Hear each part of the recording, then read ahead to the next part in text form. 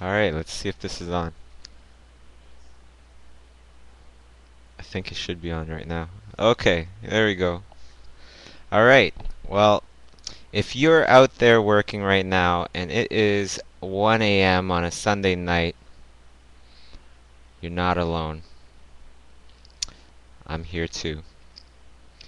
So I just finished all my stuff, for the rest of the night, and so now it's time to fill up my sketchbook. The whole entire idea behind this podcast and everything, or not this podcast, but this broadcast is that, for those of you that are out there by yourselves and everything, or with a group of people, and you're drawing away and you're working hard and you're working towards your goals.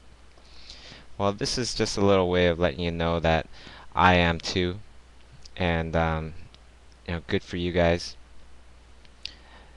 And let's see, let's move. I just want to move this around a little bit more so I can see what everybody's writing. So thanks for tuning in. Alright, I guess I could put my menu right there. See how this works. See how this. Jeez. Never mind. Okay, so we'll see how this works. I could put this over here. This isn't usually my normal setup for work, because when I'm working, I don't have. Oh, really? Does anybody else hear me in double right now? Yeah, I should totally hook up a dual monitor. So Jason is asking if it's okay to record these lessons and these broadcasts. Honestly, I would rather not, but if you record it for yourself, I guess there's no harm done. The main reason is just because this is live, so I'm not gonna be painting at my potential. Hopefully I am, but most likely I won't be, because it's harder to paint and draw at the same time. So I just didn't want to, that's why I didn't put these on YouTube, because a lot of times there's a lot of bits and pieces in here that just aren't, it's not what I wanted. I like checking settings and things like that, and adjusting. If I was going to record anything, I would rather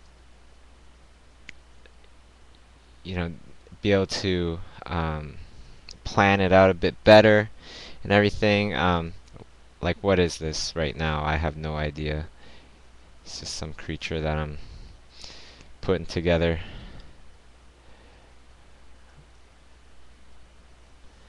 Okay, just sketching away.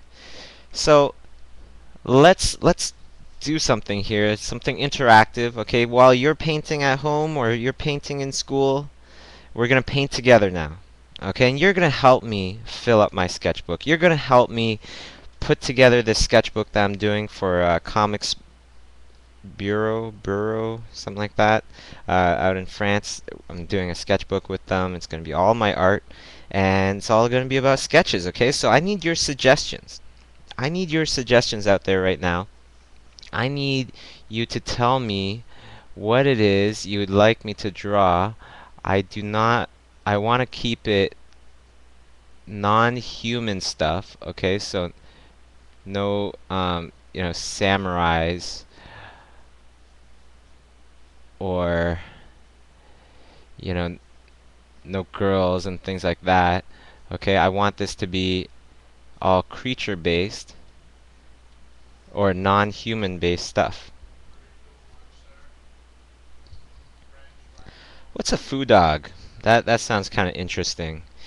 Maybe I could just do just a simple dog, and I will use my imagination and think of what a Foo Dog is. Okay, so let's go. Let's try and make something happen here.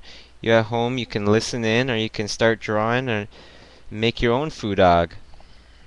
Because the other part about this, broadcast and everything, it's all about having somebody to paint with. A lot of times, that's that's such a huge help. I was very fortunate to, always surround myself with uh, people that are very motivated and inspired, and that helps me be inspired as well. Um,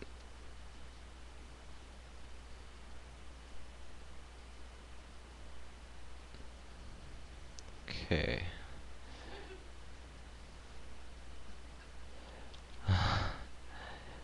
Kung Fu Dog? I don't know. Somebody was asking me what the heck this is.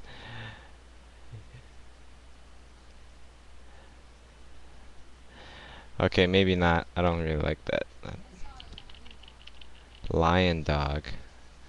That's kind of interesting too. This Foo Dog, I'm just not really.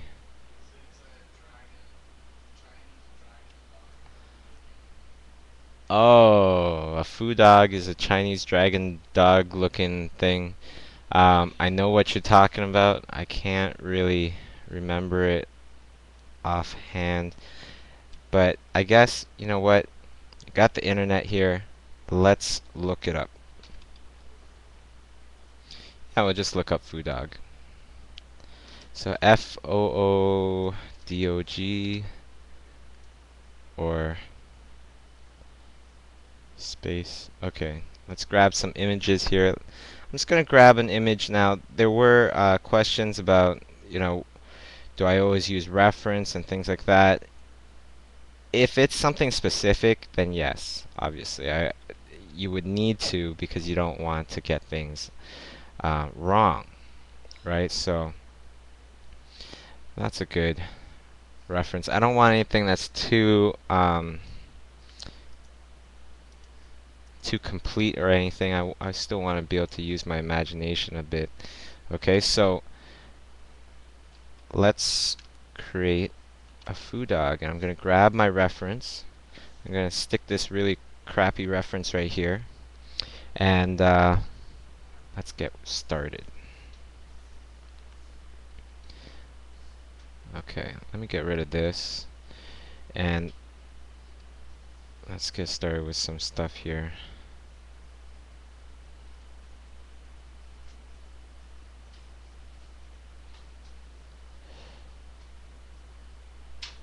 Okay, these are the ears of the dog. Now, obviously, this is not going to be a complete, Foo Dog. This is going to be my version. It's going to be a Chiu Dog on my Chiu stream. Alright, enough of that. Anyways.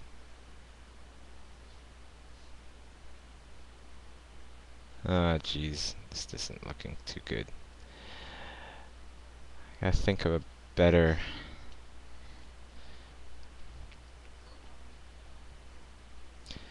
Okay. I really don't like this Foo Dog idea. I'm just gonna do some weird creature dog, alien dog, 'cause yeah, I'm just not feeling that idea right now.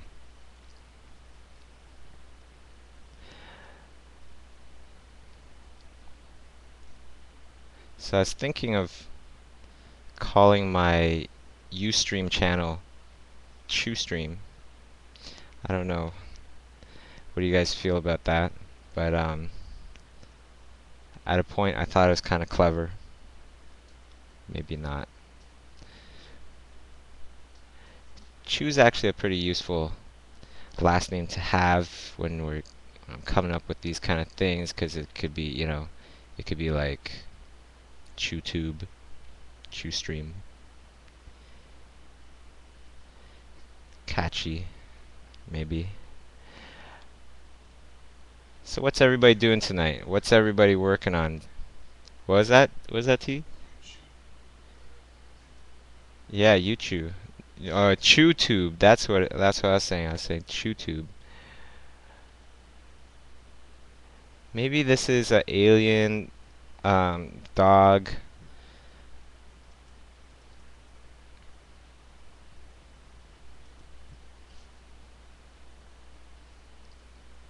Mm, this is looking horrible. I like just about hardly any of it. And sometimes that happens, Sometimes I go through these spells where I'm just trying to start something and nothing starts, and usually, after a few little suggestions here, and T and K are actually online as well, so they're going to be shouting little suggestions to me or little questions to me that people might have. So, feel free to ask me whatever as I'm doing this. Okay, so I'm not too sure what's going to happen with this face just yet.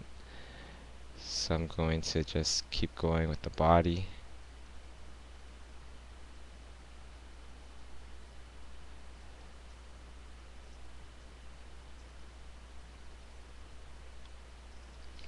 And a lot of people wonder, especially when I paint, what's the deal with this dark piece in the background? Uh, that's a funny thing because uh, it could all be explained with a little story. So if you guys are in for a little, personal story, a little anecdote, I'd love to tell you guys about why I paint, with a dark tone a lot of times. Okay, so how I kind of came up with this. I'm sure lots of other artists have come up with this as well. So if you have too, then you know, good stuff. But it all started because I had this dog. I had this dog, and his name was Major, and it was this big German Shepherd, giant German Shepherd. And if you guys have ever seen this painting that I did, that's called My Red Bike, and it's all about this little boy that lost his bike and everything, and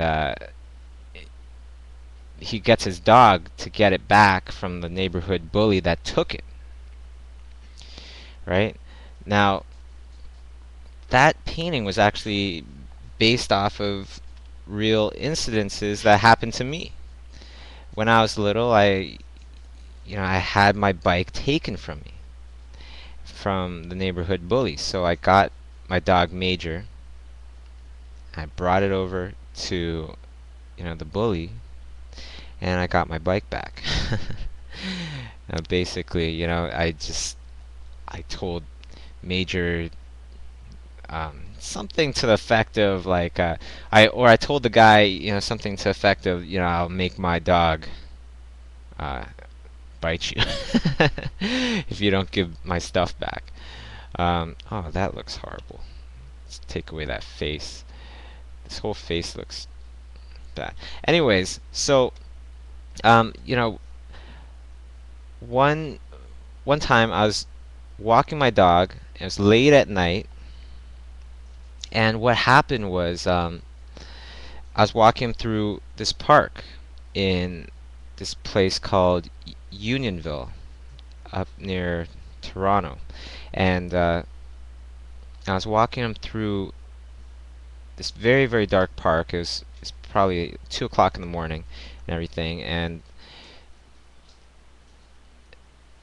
sorry, I'm just concentrating here, and T's laughing in the background. So I was walking him through this park, okay? And it was pitch black. And somebody's writing something. I smelled Bobby at the Dallas Massive Black Workshop. Don't tell him, though. Oh, great. Okay, so anyways, I was walking my dog through this darkness, through this super, super dark uh, forest, right? And you can't see anything in this forest, okay? All you hear is the noise of the tetherball poles and the chains attached to them, right? And I can't see anything. I'm looking into that darkness, and what I see is this. I start seeing these three figures starting to come towards me. Can you see them? And they start to literally float towards me. Now, my dog stops and starts to growl into the background, into the darkness. I look at my dog and I look closer to, into the darkness, and I start to see these shadows too. I start to see these three figures, and they're coming closer and closer towards me. So, you know, I start to back up because, people have been known to say that dogs can see ghosts. And at this point, I'm not in the mood to try to challenge something like this. So I start backing up. The dog starts backing up too. Major starts backing up. And when I start backing up some more, my dog starts turning around and starts to walk away. That makes me want to run away. And then my dog is running with me, and before you know it, we're running through this pitch black forest, running away from these three figures that we think we see. But then they were probably just trees. Were they ghosts? Probably not. Right? They were probably trees. So why would I see these three figures coming towards me in this pitch blackness? And that kind of stuff never happens to me during the day, and most likely it never happens to you guys either. And why did this happen? Why does this kind of stuff always happen at night? Well, it's because in the day there's so much information there. There's light, and that makes things crystal clear. And then you can see, was it a person? Was it a tree? Was it a weird dog, alien, creature, monster thing? Right? And when you're looking into darkness, what happens is you can't see everything. So your brain has to make a lot of this stuff up.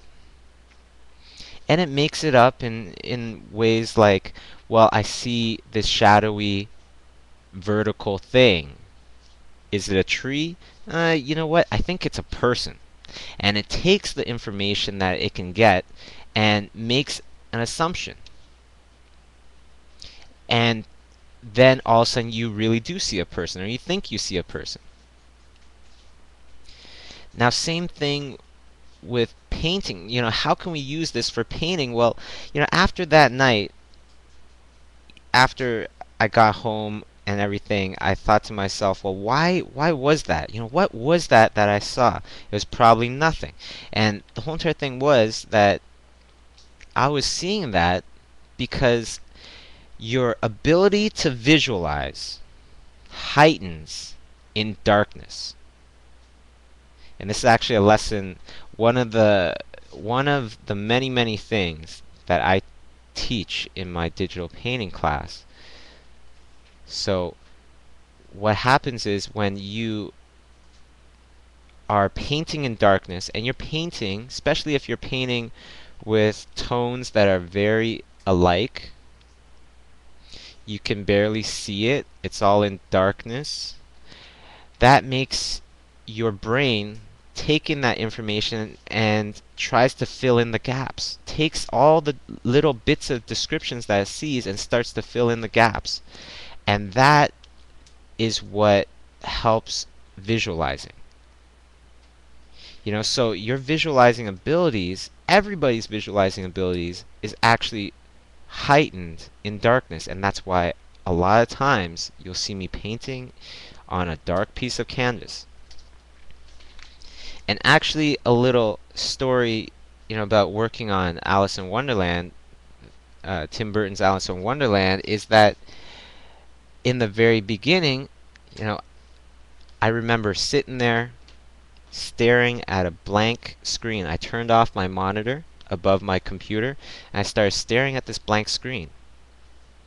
And I sat there staring at it, trying to visualize instead of thinking, okay, what do I want Alice in Wonderland to look like? What are some cool ideas? What can I do? Instead of all that, I sat there staring at the blank screen and tried to visualize, what does this movie look like already? Staring at that screen, pretending that I was already watching the movie. And what did the cinematography look like? What did the creatures look like? What did this Tim Burton's Alice in Wonderland look like? It has to look different from the original. So I use this trick a lot of the times, and a lot of times the way that you concentrate, the way that what you're concentrating on and how you're going about doing it will directly result in the quality of work that you will produce. A lot of times it just takes a professional to tell somebody, hey, listen, stop concentrating on this, start concentrating on this, and then all of a sudden the person can paint and draw much better than they ever could or ever thought that they could in such a short amount of time. A lot of times the belief is that you cannot improve quickly. It has to be this gradual thing, and that's a complete lie. Well, might not be a conscious lie, that they might totally believe that, but that's absolutely not what I believe, and not what not what I teach. A lot of times people will improve dramatically within one class as long as they try hard. That's the ingredient that I found to be the most important when learning is I can't get you to paint with me right now. I can't get you to paint with me right now, and I can't get you to work hard and all this stuff. I can tell you all the information that will help you along the way, but that won't make you a professional artist. You need both. You need the passion, plus the knowledge, plus the guidance in order to learn at a rapid uh, rate. Okay, so let's go a little bit more turbo speed on this because I've just been like talking and really just trying not to mess this character up since it is for my sketchbook and everything. And for those of you tuning in right now, thank you very much for tuning in and what we're doing today. And I'm going to try as many days as possible is to, right now I'm completing my sketchbook. I'm working on my sketchbook that I'm doing with Comics Bureau out of Europe. They're making my sketchbook and it's going to be awesome, or hopefully it'll be awesome. But you guys, right now, you're taking a sneak peek at me actually working on this sketchbook. The different paintings that I'm going to be adding in there, different sketches that I'm going to be adding in there. And so I'm hoping that this will be a way to just give people something to do, and if I'm working and you're working at the same time, then you're on the right track. If you're working late at night like I am right now, even after work, even after you did everything that you did today and you're still working, you have the right kind of intensity to make it as an artist. It's not about being born with these skills. This is what I do all the time. When other people are sleeping, a lot of times I'm still painting.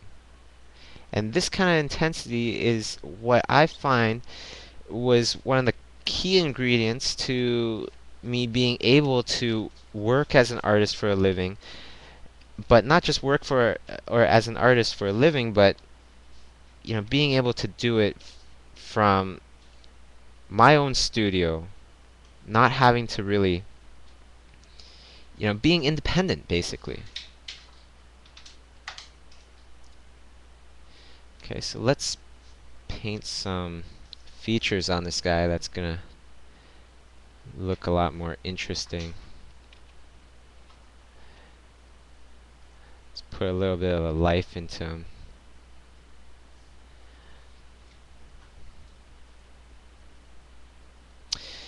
Yeah, so I just saw a comment, who needs sleep? You know, the whole entire thing about this, well, not the whole entire thing, but another thing about, why I get up in the morning and everything is, one of my kind of rules is that, especially being independent, because nobody, wakes me up in the morning, I gotta wake up myself and everything, is that to be independent, you gotta adopt the kind of rule that you are going to stay up when you want to go to sleep, fight it at least once, and you're gonna get up when you don't want to get up.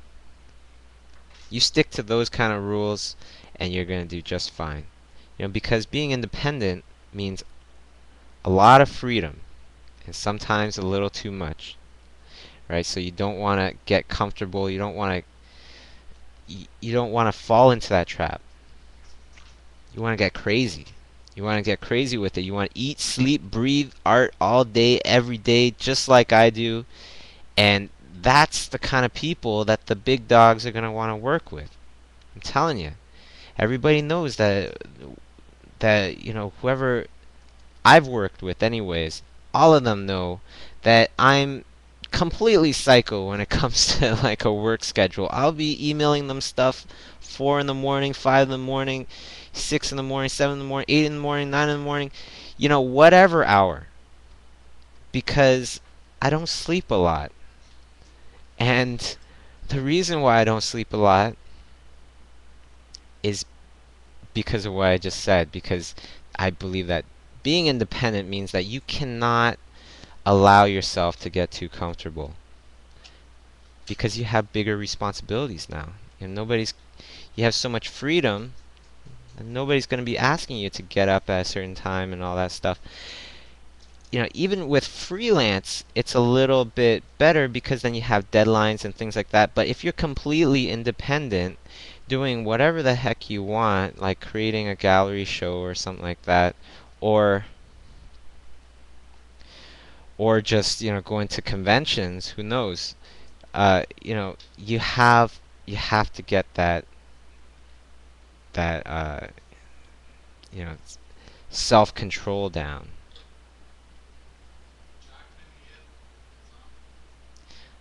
Oh, yeah. So Joe Joe's on, right on. Thanks for the plug, Joe, on your Twitter. Joe did a pretty cool, um, I don't even know what it's called, hell teddy bear thing on his Ustream. Uh, I, I only saw the picture, but it looked very, very cool. So thank you very much, Joe, for tuning in. Hope you're doing good. Joe is also a night owl, just like I am. Um, I always see this guy on Twitter and stuff like 4 in the morning, 3 in the morning, and he's from Toronto, just like me. So or maybe no, you're from St. Catharines, right? Yeah. So okay, Bobby, question: do you have any advice for freelancers or working artists as to how to promote your artwork aside from just the internet and all? Maybe some thoughts on pricing. No problem. Um, some of the stuff that I wish I knew about, being an artist and getting your stuff out there, which I eventually, figured out, are all these methods that really people don't teach. Um, the way that I've been doing things has been very different from everybody else's or most people's in my philosophies and everything. But in the very beginning, nobody really followed what I said and believed in what I said because they always thought that well, that's not how things are being done. So that's not how you should be doing things. But you got to think about this. If you really want to be successful in everything, you can't conform every time to exactly how people have been doing things for years and years. Conformity is that is the well, let me put it this way, okay? Um, courage is the opposite of courage is not cowardly. It's conformity. You know, you want to break out of that mold. You don't want to be another person just like the other 10,000 people that are around you. You know, you want to stick out somehow, but in a good way, of course. Okay, so one of the ways that I stuck out, which might not have been very visible, is that I had this idea, which is whenever you do not have a job, and that was many times, you know, in the beginning, whenever you do not have a job, my whole entire plan was whenever I don't have a job, you know what I'm going to do? I'm going to pretend I have a job, and I can pick whatever job I want. Working on this movie, working on that movie, you know, doing this video game, doing that video game, and I'm going to paint concept art for it. And of course, this is going to take, again, this is going to take a lot of self-motivation. Just like me painting in front of you guys right now, and, you know, it took some self-motivation to get all this stuff started. Right? So the whole entire idea is that I'm not going to waste, or not waste, because a lot of people do this and it works for them, but just that wasn't going to be my thing. I wasn't going to spend a lot of time looking for work. Whenever I didn't have any work, what I was going to do is I was going to pretend I have work, work on these projects, and then work on these paintings, and then post them up on the internet. And then from there, what's going to happen is people are going to watch and people are going to see, and the people that feel like my thing is something that they can use for their project, then they'll call me up. And I could tell you that it worked. Instead of spending so much time, if you think about how much time, you know, people spend looking for jobs, if you just spent it on another painting to show what you can do now, it's so much better. It's so much more effective. And of course, this is only my opinion, and there are many ways of doing it. But the whole entire idea behind this was that, you know, when you go fishing, you don't want to, you know, what's going to catch more fish? Okay, what's going to catch more fish? Jumping into the net, or jumping into the river with a net and just trying to catch as many fish as you can, or working on the perfect lure.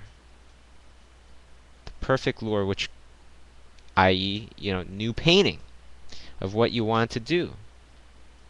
Working on the perfect lure and then putting that out there and see what bites.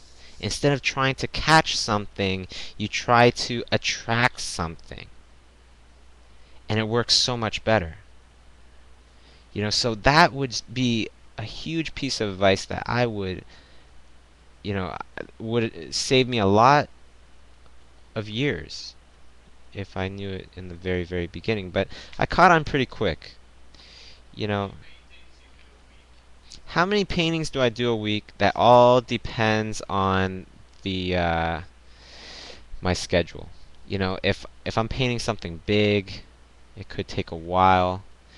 You know,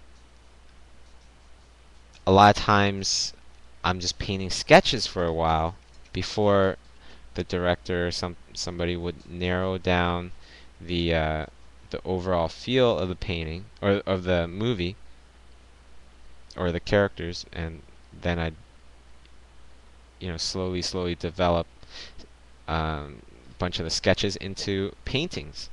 But So, that could be very hard to kind of figure out how many paintings I do, because I do a whole bunch of sketches. Some of them don't get turned into paintings, some of them do. Um, it really just all depends. Jackie Yip is asking, are you guys still at the studio? Yeah, we're still at the studio, because the main thing is, though, is that if you surround yourself with the right type of people to help push you, drive you further, people that you get along with, if you surround yourself with the right kind of people that give you the right kind of jobs that are fun to do and not aggravating, staying up isn't so bad anymore. In the beginning, of course, this is harder to do because you don't have any clients yet, but you know, never do a job half-assed, um, and try to keep good relationships, because the people that you really impress, they will tell their friends, or they'll call you back, or both. And that's how we get a lot of these jobs. It's not like, oh, this person's only paying me this amount of money, so I'm only gonna, this person's only paying me, say, $400 for this, so I'm only gonna give them $400 worth. That's the wrong way to think. The right way to think is, whatever it is, if I like the project, I'm gonna pretend, Steven Spielberg asked me to do this, or whoever else, Peter Jackson, or whatever, whichever person that you want to work with, Marvel, DC, whatever, you know, that's who asked me to do this. So this is how much effort I'm gonna put in. That's something that will help a lot of people just pretend, And once you start pretending like that, I swear that's when your dreams come true. That's when you start collecting, or start to have all that positive energy, and those positive people start to gravitate towards you. Just like you all, the people that are working hard right now, painting their paintings and everything, look how we just got, attracted towards each other, and now we're on this crazy thing called Ustream. And you're watching me paint from Toronto, Canada, while you're in wherever you are.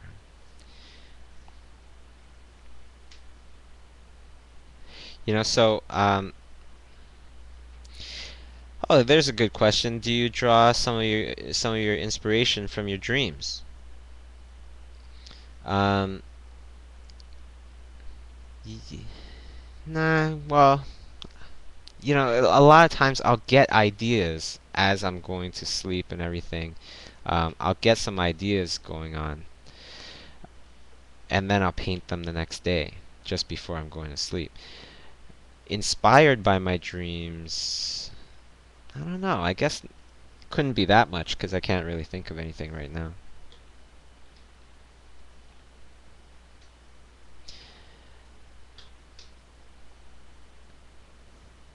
Okay, so how much time in total do you spend on paintings? For example, something like Sea Life.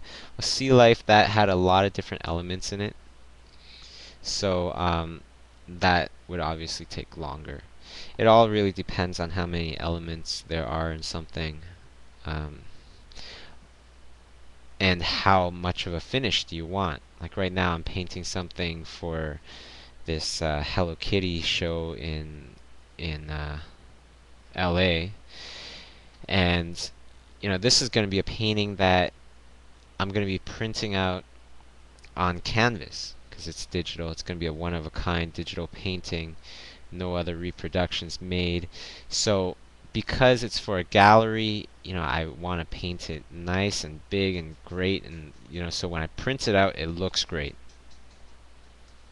So that is taking me a while. That's taking me a bunch of days. Now, if if it's for a film or something like that, then usually I try to do maybe 2 or 3 paintings a day. But then I also get help from Kay as we work on the concepts together. So it all depends on a number of factors. Um, Question: when you say paint something big and great, that sparked my question: what canvas size and resolution do you usually work on? Good question. If you're doing something for fine art, then you would just change your image size to however many inches, okay, and then I would use normally at least 300 pixels per inch, and then I would change my mode from 8-bit to 16-bit because 16-bit is going to get those really nice gradients, especially with your blues, and that way when you're printing it out for fine art, it'll turn out a lot better usually. Well, not usually, it does. 16-bit all the way.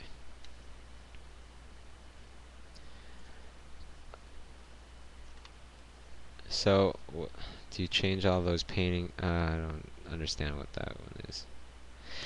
When you made your studio, how did you start? That's a good one. You know, the whole entire idea behind Imaginism Studios was not to become these great painters or anything, is to become idea makers. Okay, so you want to get your identity straight. Yes, we can do very technical things and make things feel very very lifelike or whatever. We got the technical stuff down, but we don't want to be those technical people, you know what I mean, where I'm getting the job because I can do this technical stuff. The whole entire idea behind the name Imaginism is that people are paying us for our ideas, not for our technical skills. So that was the very first thing, was to find our image. What is it that we want to talk about with our studio? What is our niche? Right? And finding that niche is extremely important. Because if you can find that niche, then anybody that's looking for that particular thing, if they have the money and they're serious about it, they'll come straight to you first all the time. Okay, so this guy doesn't really look like an alien too much. Um, let's see, what else is it? It's being said here. How many hours would you say that you work on each project or whatever, um, or on the different projects? Well, usually you can do this in 2 different ways. You can bill by the project, by the characters, or you can bill by the hour. Okay, I tend to like to bill by the hour as much as I can. Why? Because you know, when you're doing a project and everything, and it's not turning out like how you wanted it, because there's so many revisions and the people and whoever, you know, whatever, nitpicky, this person, that person. If you charge by day, then all of a sudden a lot of that frustration goes away. It actually works well with both parties. When you charge by day, then it doesn't matter what revisions I get. I'll just say, okay, if that's what you want, then that's what I'll do. You know, it doesn't matter how long things take. Imagine that, right? It'd be more up to them to make sure that the stuff gets done on time. The only thing is that people are a little more concerned about, hiring people like that to do it with a day rate, because they don't know how much it's going to cost them in the end to create their whatever it is, their illustration, their character, whatever it is. So it is a bit harder to get the different companies to work on or to work out a little scheduling, or the day rate instead of per piece. But if you ever have the choice, day rate all the way. So that's usually for a bigger project. Like if it's a movie, then I'll say 8 to 10 hours a day is what I will guarantee them. But usually whatever I say, I try to do more than that. Because it's not about, oh, they only paid me for this many hours or whatever, so I'm only going to do these many hours and I'm going to be on the clock, like right on, and just be a Nazi with that stuff. The main thing is that you want to build a relationship. So if you tell them a certain amount of hours, you do at least those hours. And if you can, a little bit more. Either way, whatever it takes to get the job done right and done to the best of your abilities. That's what I say. Of course, there is overkill with that. You don't want to get to a point where, you're screwing over your fellow artists by working 20 hours and you told them that you'd only work, 8 hours. There's a balance there. So, sometimes I'll work all night, even though I should have only worked 10 hours. If the director's in a crunch and they need something right away, or the client is in a crunch, I want them to know that I'm their person. And as long as you don't have abusive people, like really abusing that fact, then you're okay. If you do have people like that, then just never work with them again. If you're afraid that you're not going to get the right, you're missing out and you're not going to get, what's that? Oh, do I ever use Painter? Yeah, I definitely use Painter. I love Painter. Right now I'm using Photoshop. That's the same thing that I teach in on Schoolism. Um, but Painter is a program that I love as well, and I just been teaching so much in Photoshop that that's what I've been using these days. But yeah, I still love Painter. It's a great program.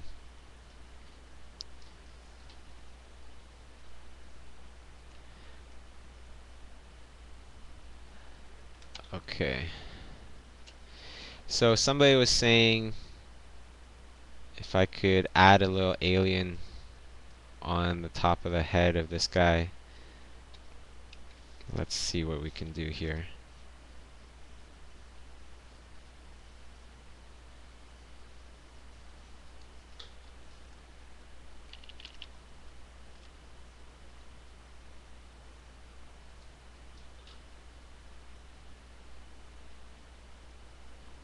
Okay, there we go.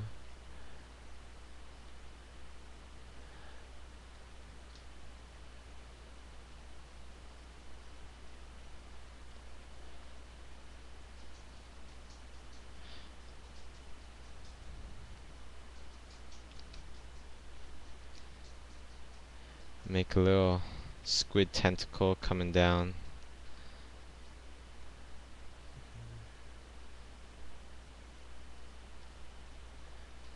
Coming down the head.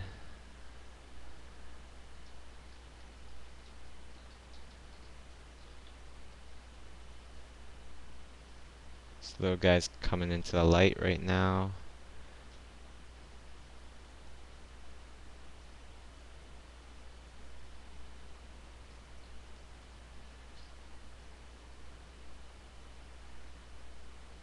Let's throw on some little bits of highlight there.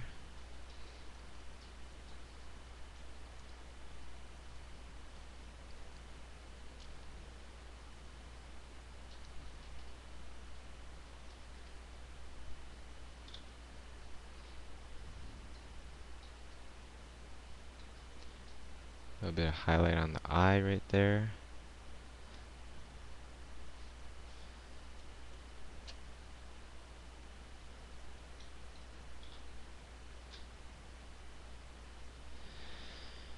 Okay, so question, do you ever have a bad drawing day? Um, you know what? Not so much.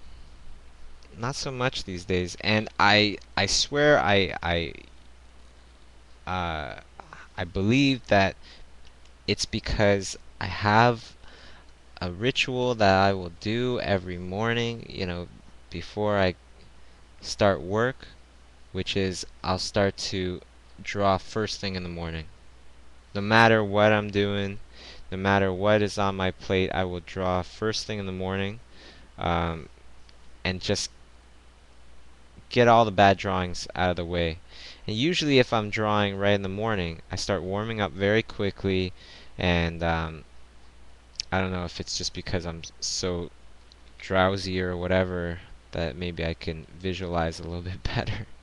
I don't know, but I found it to be very true that if you draw first thing in the morning, it just warms you up for the rest of the day and you start drawing awesome for the rest of the day, every day. Ever have blocks? Like drawing blocks, like I can't figure out what am I gonna paint next kind of thing? Mm, if I do, honestly, I don't really have blocks too much. And I think it's all because of what I was just saying, that certain kind of my warm-up routine, just painting or drawing right first thing in the morning. Let's put some little tentacles on this guy, some little alien, little antennas or whatever.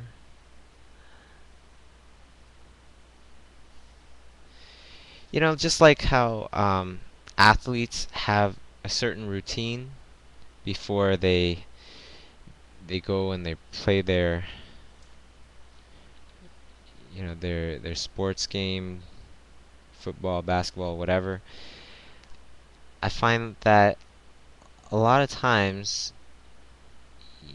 artists have the same kind of similarities. So I have my own little rituals that I'll do, before I start to paint, or not start to paint, but start to paint for a job.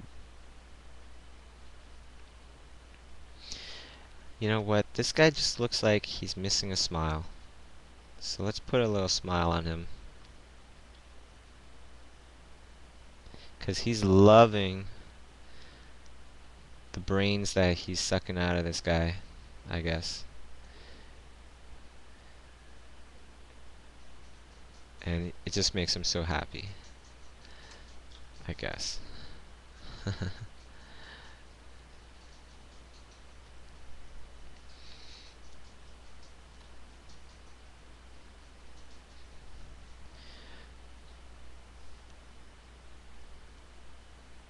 Alright, there we go.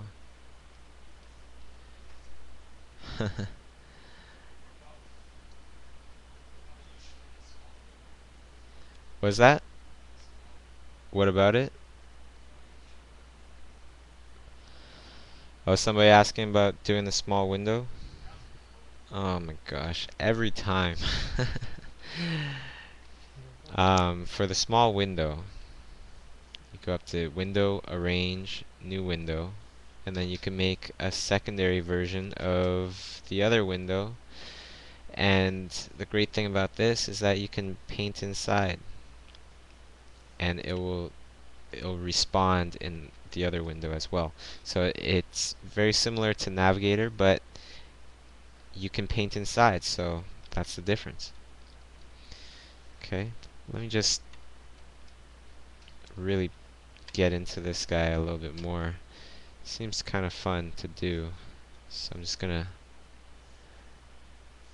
paint it a little bit more.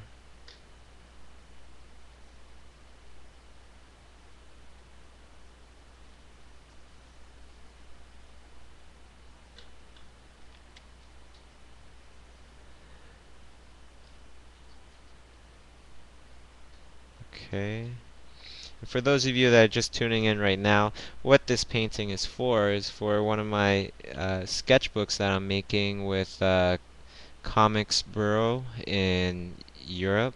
I hope I pronounced that right.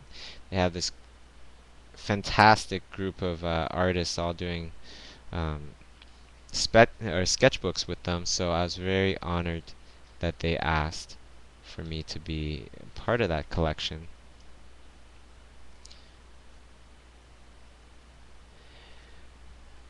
Very talented group of people for sure. I think Ted Mathot is going to do one. Dean Yeagle, um, Pierre Allaire just did a sketchbook with them. Um, One Row, I believe that's his name. The person that painted or drew Black Sad, just a fantastic, just beautiful, beautiful comic book. Um, from France. I think it's from France. But yeah, I got that comic book and it was all French. I don't know how to speak a lick of French, but I love that book just because of the art.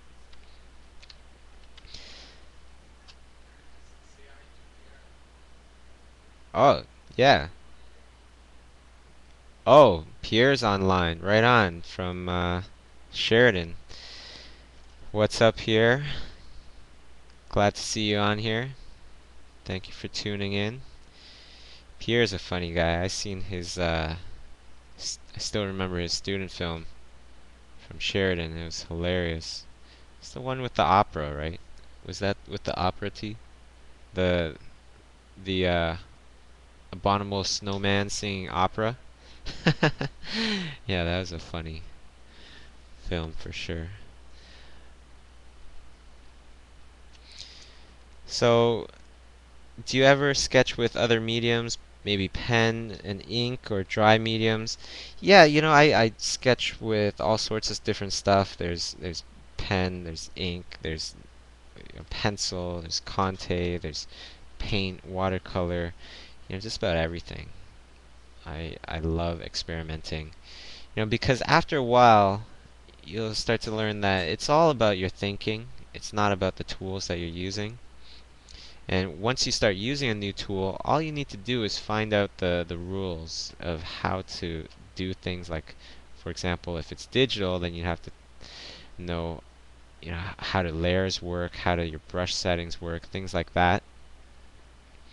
Um, and then if it's traditional, you want to think, you want to figure out, well, how do I make, say, like soft transitions happen or hard transitions, and how much can the paint mix with other paints and things like that. Once you do, then all of a sudden everything becomes everything.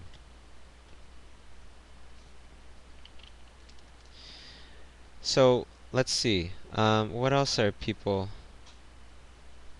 asking about right now? If you have any questions, feel free to put them in there.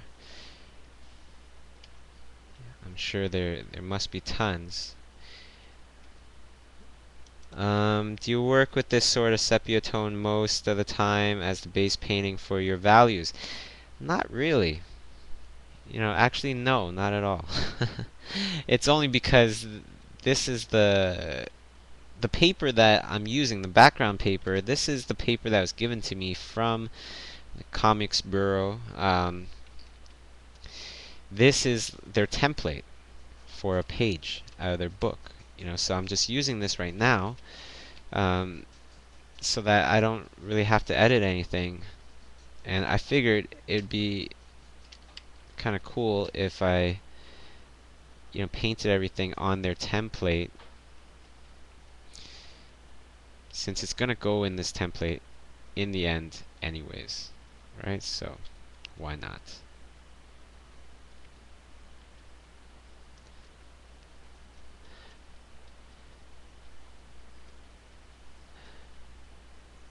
Alright, that's looking alright.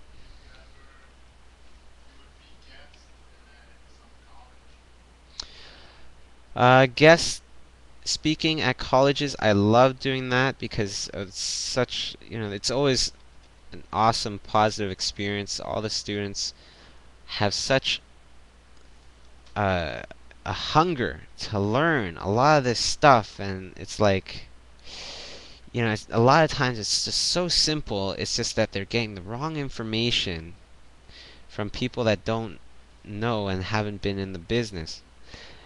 A lot of times, of course, there is a lot of good information out there as well, but yeah, I love doing the college talk thing. Um, the main thing is it's just finding the time.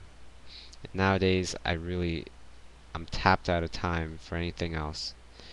Uh, if you guys want to hear all the different things I gotta do right now, it's insane. I was just thinking about them the other day, listing them down, and it's like so many bloody things right now. It's just that's why I gotta get up in the morning all the time, you know, super early.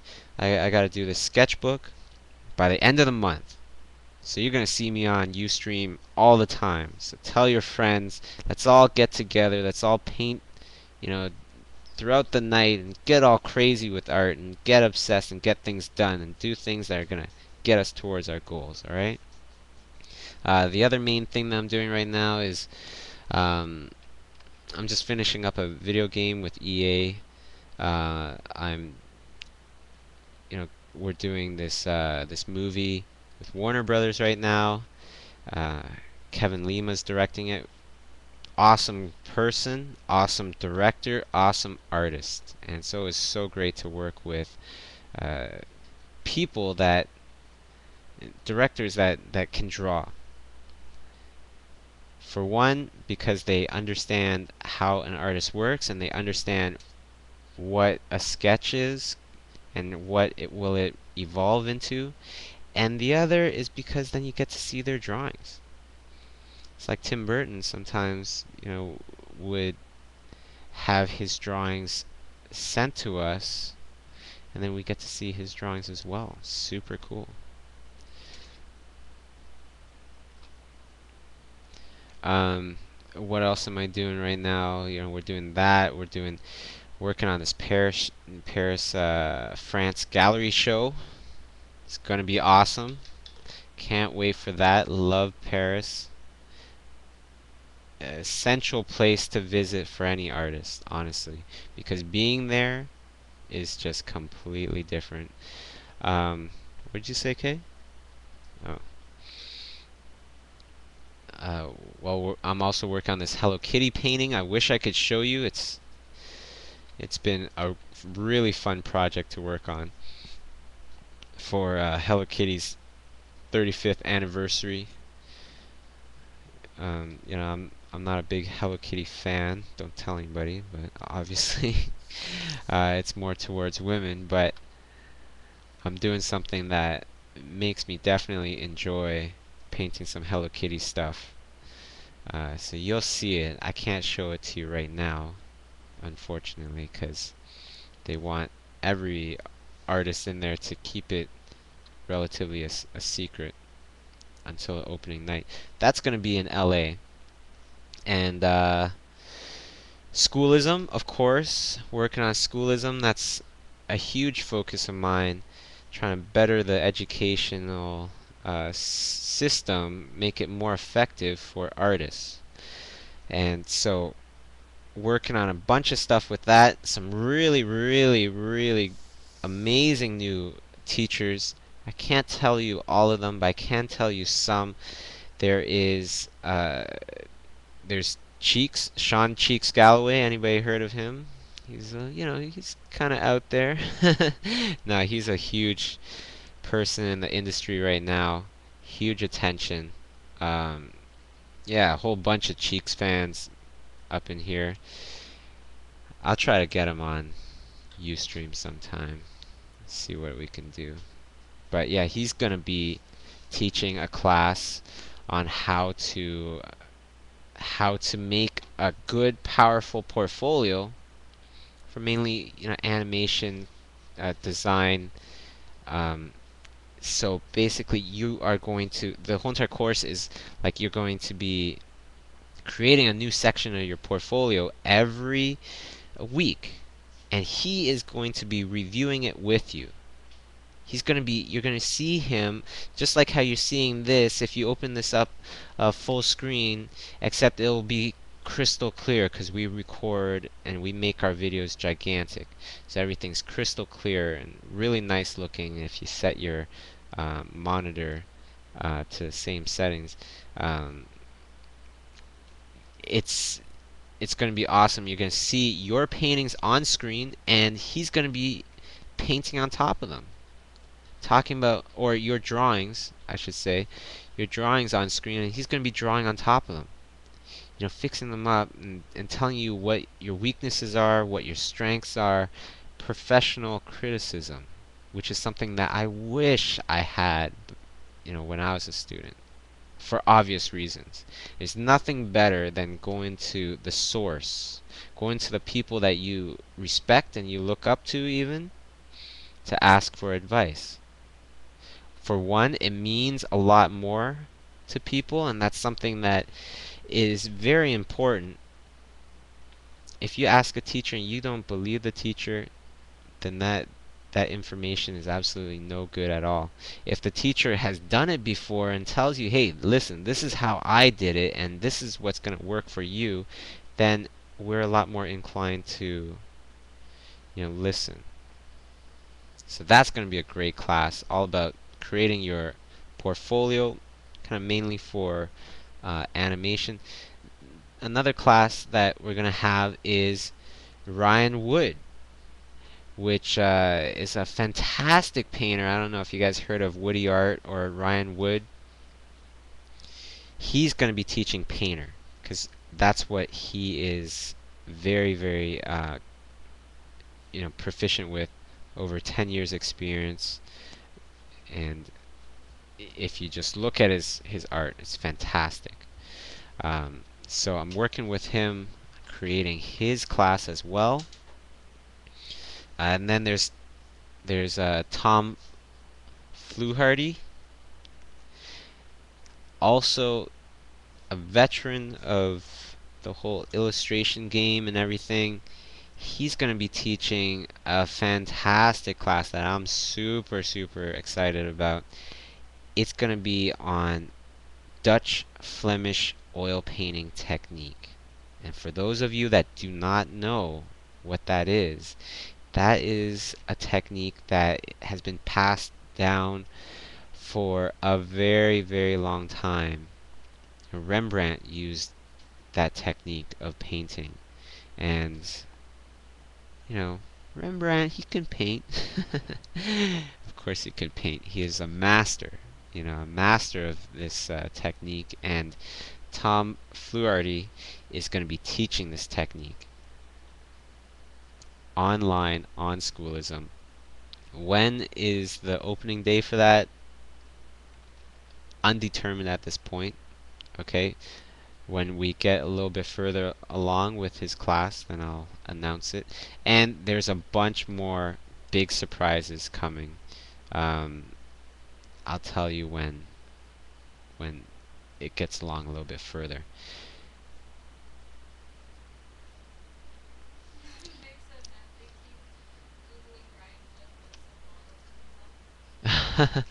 uh, Look up Woody art if you want to look at Ryan Wood's stuff.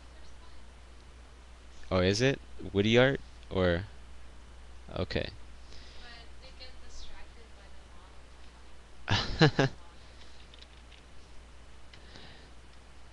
Okay, there we go.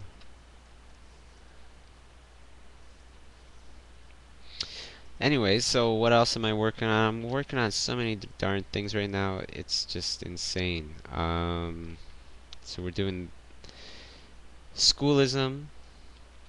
I'm doing my own classes on Schoolism. I'm doing, what else are we doing, Kay? I don't even remember. There's so many things. Of course, yeah, we're doing our books, and I definitely, you know, I'm working on Oh, right, I'm working on a book with HarperCollins right now. We're doing the cover art and the inside illustrations. So that's been a lot of fun as well.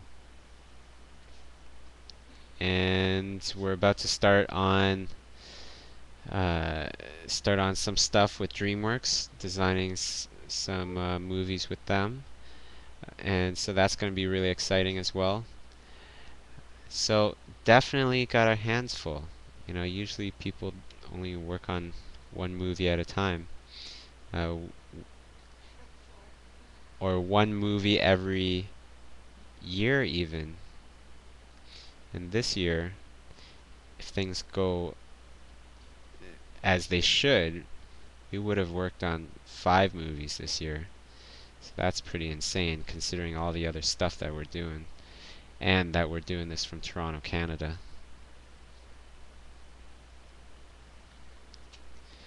Okay, so I think this guy is pretty close to completion now.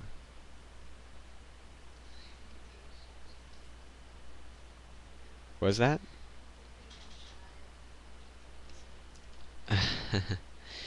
Yeah, I think Kay is just just a little too snobby for everybody. She won't pay for anybody. She won't pay for anybody. Maybe with a little bit more encouragement from everybody right now. Oh, you're right. Yeah, she's doing something really important right now, so she can't paint. Honestly, she can't. I was just joking. Anyways, I'm sure she will get on here sometime or another, right? Right, Kay? Yes, you heard it here live from Bobby's Chew stream. Kay said that she will eventually paint on here, one time at least. Right, Kay? Awesome. So she said yes.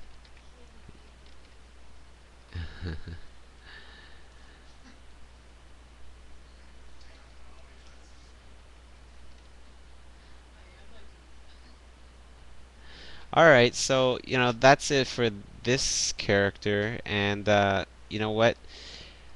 We're I'll take a couple more questions and then we're gonna call it a night, okay? And I got a couple more things I gotta do afterwards. So, Bobby, about criticism, have you ever had a situation when you find yourself unable to use a teacher's advice um, for yourself because they have really different perception of things? Would you still try to? You know, yeah, I would try because as teachers, you gotta give them at least the benefit of the doubt. And a lot of times, when they say things, there's knowledge there. It's just that you have to go out and you have to search for it. Okay? Um, would you mind doing the streams earlier the next couple of days? I definitely want to do some earlier ones for everybody in Europe and everything. I've been getting a lot of emails for that. So I'll try tomorrow morning. How about that? Um, do you need any interns at Imaginism? Not right now. Thank you so much, Jim. Um, just things are just too crazy right now to bring in anybody new. It usually takes a lot of effort to bring in an intern because you have to train them. And what kind of tablet do I use? I use a Wacom or Wacom Centec, whatever you want to call it. It's a 21 inch. It's badass. I love it. It's like magic paper. Do you often listen to music when you paint? Or do you think it's too distracting? I listen to music when I paint if I am extremely bored. If I'm in a lot of concentration, if I'm really, really concentrated, I stay away from music, actually. I stay away from music, I stay away from food, I stay away from everything. Because even chewing, I feel like whenever I'm chewing some food while I'm painting, it messes up my painting. I want the full concentration with no music, no nothing.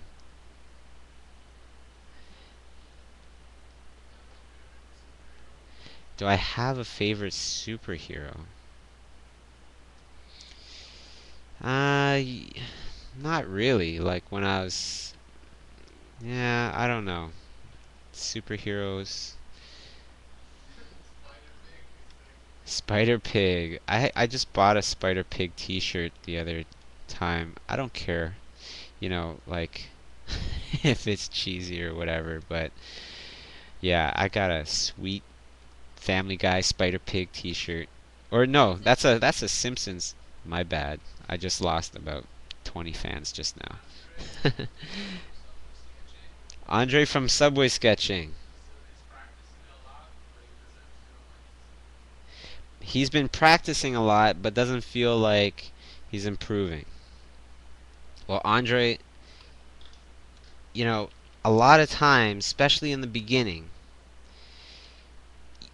especially in the beginning, an artist, improving, it's kind of like trying to move a mountain and or a boulder.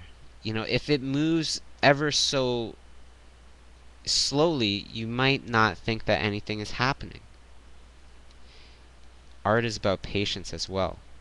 Okay, so just stick in there with me and just keep going. For you, for people that are just starting off, one of the common things that I hear that really just does not make sense to me is that people trying to find their style a little too early. Okay? Style comes from learning fundamentals. When you learn as many fundamentals as possible and really try to learn them well, like lighting, like structure, like 2D design, 3D design, all that stuff, then you'll find yourself gravitating towards certain aspects of art. And that's when you start to create a style. Okay? Now, to strengthen your learning even more, you want to concentrate on these different ways of thinking. Thinking in terms of light, in terms of structure, in terms of all these things. Um, when you do that, you will learn and you will improve so much more than if you do it like, okay, this week I'm gonna practice learning about hands. Next week I'll practice learning about feet, and so on and so forth. Instead, if you thought, I'm gonna learn about the functionality of limbs, different types of limbs, different types of joints, that will pertain to a ton of different stuff. If you only, you know, you're only studying about the anatomy of the hand, of a human hand and everything, learning the proportions and learning all that stuff. Well, what happens when somebody asks you to paint a weird dog creature with the alien stuck on his head? You got no anatomy for that, right? You gotta use your own imagination. So learning about limbs, learning about light, learning about shadow, learning about all that kind of stuff, structure and all that, the fundamentals of um, thinking, that will get you much further than anything else. Okay, so I'll take a couple more questions and we'll call it a night.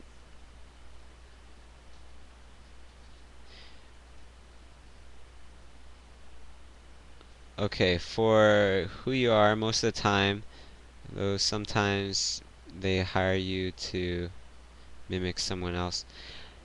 Hey Mike, how's it going? Yeah, sometimes that's the whole thing about art sometimes is when you start to become more popular and everything, there's gonna be people that are gonna try to copy your style and everything, and you know whether that's unfortunate, whether that's just something that everybody has to deal with, you know, I still have pretty darn mixed feelings about that, just because that's happening to me right now, and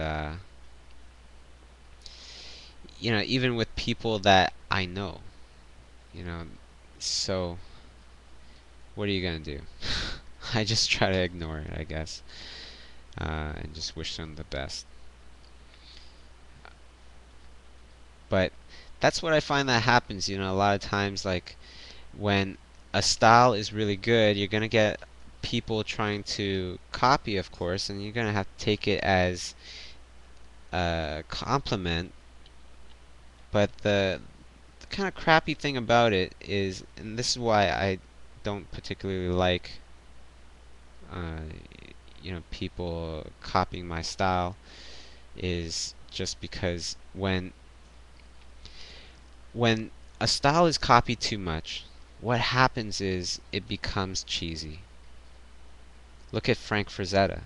Amazing painter. Fantastic painter. And anybody that paints in Frank Frazetta style, or when people look at a Frank Frazetta, a lot of very the normal people that maybe not are not artists are going to look at it and go, "Oh man, that's so cheesy." And that's only because there's so many other people that, copied his stuff and played out the style, right? Just like, Jim Lee. There's a huge thing when Jim Lee was really really popular. All of a sudden his everybody started copying his style as well, and then all of a sudden it just became like, oh, that looks like every other thing, and it's so not, because Jim Lee is awesome. His art, I don't care what people think, but I really love it anyways. Okay, so let's see what else is there. Any other questions before we call it a night? I know I keep saying that, but I just keep finding things that I want to paint on this. Uh, to you people that are telling me to go to bed, you go to bed. Like, this is what I do. After this, I'm gonna be painting other stuff as well, but I just can't show any of that stuff. So, you know, I'm just thinking I gotta finish that stuff before I go to sleep. But I'm really glad that all of you, every single one of you right now, feel good about yourselves, okay? Feel good about yourselves right now, because there's tons of people that are living next door, living down the street, and all this stuff that are totally, not awake right now when you are. And right now, if this information is helping you in any way, then you're getting ahead, okay?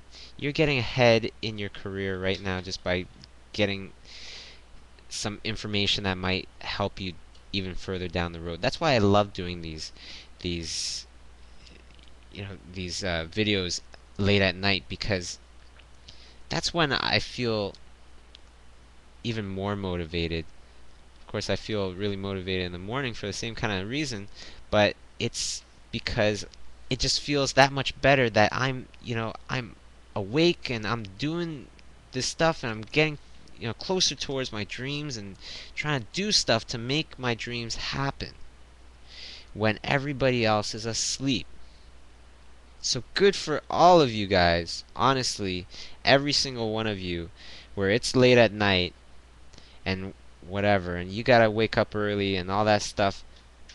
Good for you that you're still up and you're still hopefully even painting with me, painting away, painting your own stuff.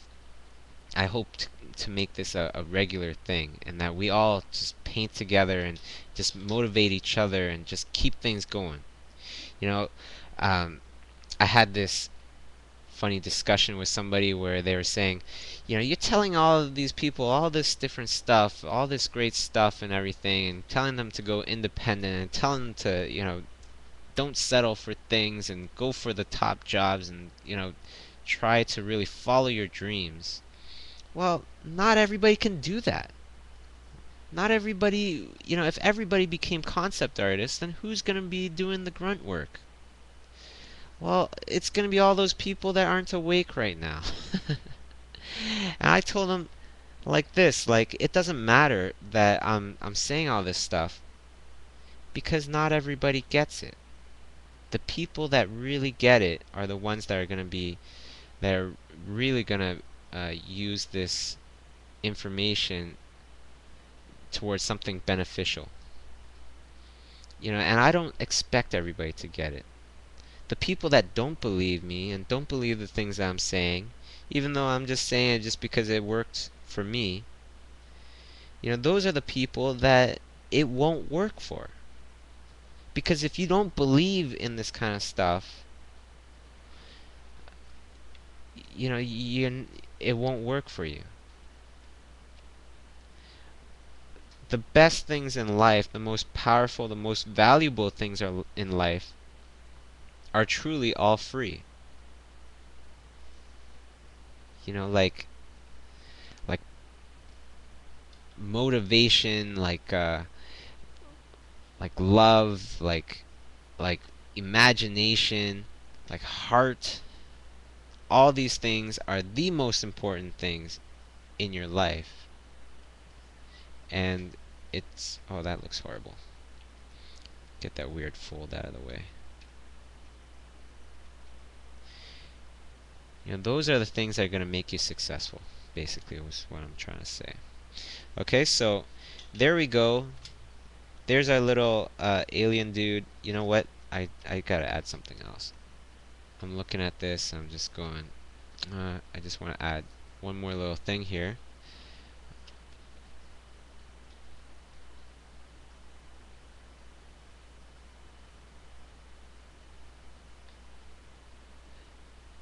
Okay, so you can add any more questions or whatever.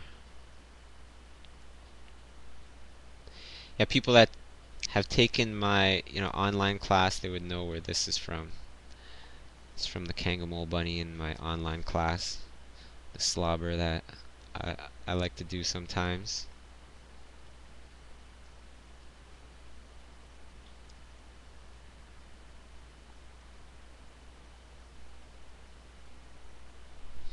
And oh, you know what? Another thing that I wanted to kind of suggest to people, you could take it if you like it, you could leave it if you don't like it. It's just something that helps me, is that I adopt the belief that there is a thing called karma. Okay? And if you if you have good intentions and you try hard, good things will happen.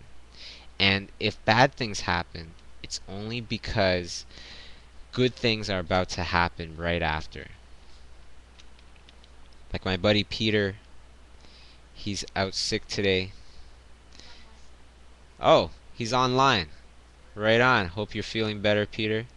But Peter was not feeling well for a while. And I told him the only reason that you're not feeling well right now is because he's doing a painting right now for the Hello Kitty art show, and there's going to be some really big fine artist names in there and everything. And he's sick right now because he has the potential to have a really nice painting in a great gallery show. And you got to think of it that way. When I was doing schoolism, when I was first building it, I've said this before in a podcast, that I became very, very sick, while building this thing, and it was so hard.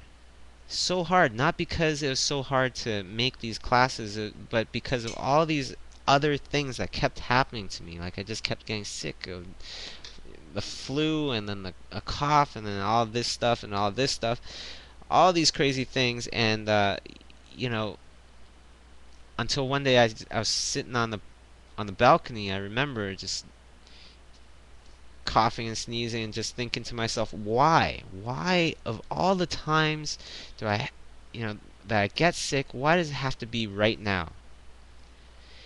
And then I just thought to myself, okay, you know, it's only because the schoolism thing is going to be big.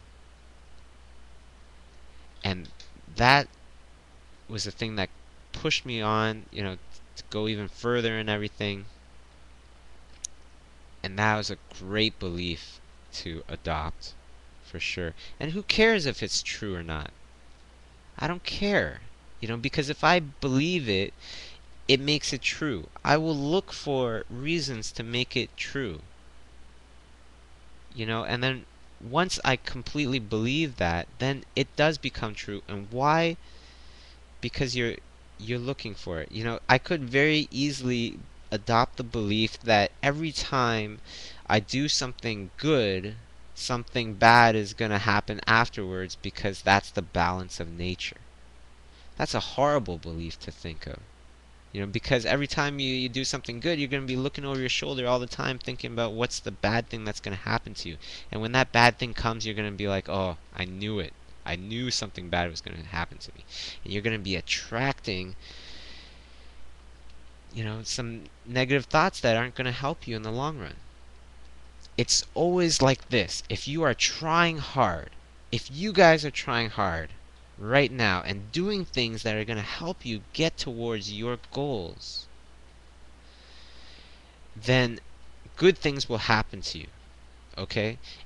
No matter what. And if bad things happen to you, it's only because the potential of whatever it is that you're working on is good, and good things will happen to you afterwards. Bad things happen to everybody, including myself. And if you adopt this belief that whenever the bad thing comes, then the good thing will come after. And if it's another bad thing that happens after, it's only because the good thing is even bigger. Then you'll always do well. I guarantee you that. As long as you're trying hard. And as long as you're using your common sense a bit.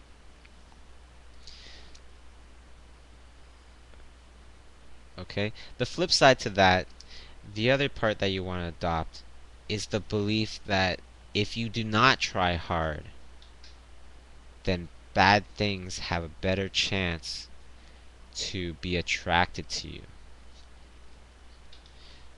And the reason that you would want to adopt this belief is to keep your butt moving and keep yourself working hard.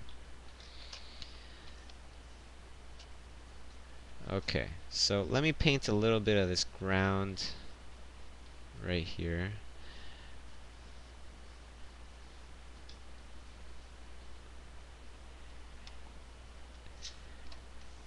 Put a little sig on here.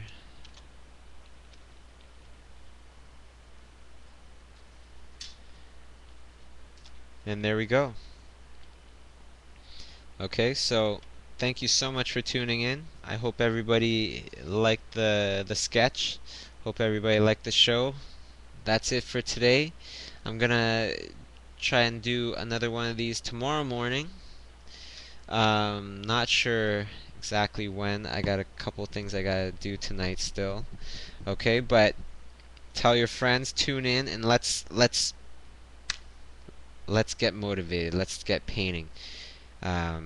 So to everybody, I'm not gonna give everybody shout outs, but Joe, um, Pierre, whoever else, Kitty, and Peter.